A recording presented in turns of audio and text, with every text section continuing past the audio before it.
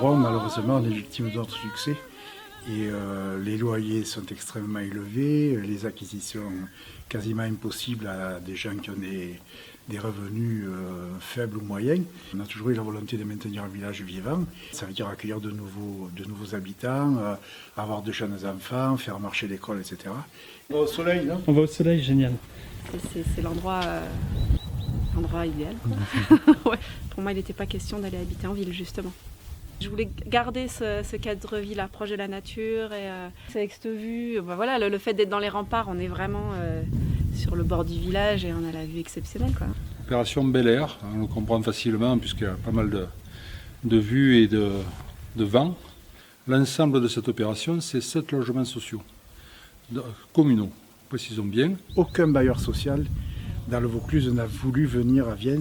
Donc c'était le logement qui fait le coin là, donc le rez-de-chaussée, pièce à vivre.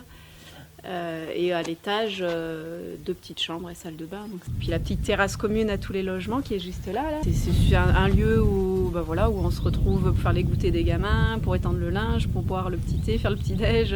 Et l'ambiance du village est exceptionnelle ici.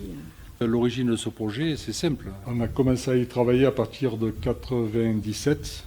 Et donc ça a été mis en service en 2003. Ce premier bâtiment avait des volets verts que l'on voit, venait à la vente. C'était pas cher, la mairie a décidé de préempter. Ce que l'histoire nous raconte aussi, c'est que ce bâtiment a abrité de grands noms, comme Joseph Delteil et la bande américaine de Joséphine Baker.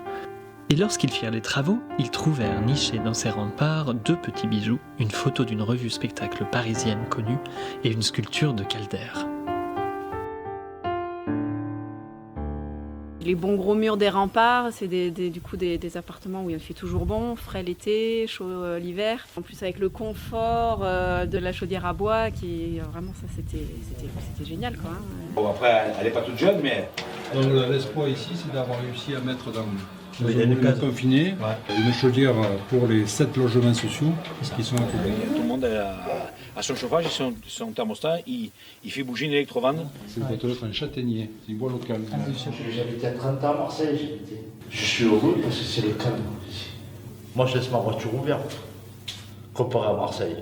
On est bien, mais voilà, la tranquillité, le calme, ça n'a pas de prix. Les petites communes n'ont pas les moyens de monter des projets comme ça. Donc le parc a été très très efficace dans ce domaine.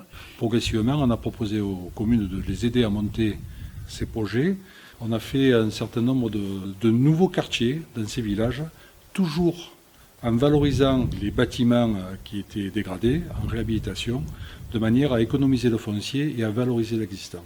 Il n'y a pas que des logements sociaux dans ces montages, il y a toujours un équipement public supplémentaire. Entre 2002 et 2020, la population de Viens a grimpé de 450 habitants à 650, quoi. On a pris 200 habitants parce qu'il y a eu cette politique de logements sociaux et aussi une politique active en faveur de l'école, centres de loisirs, etc.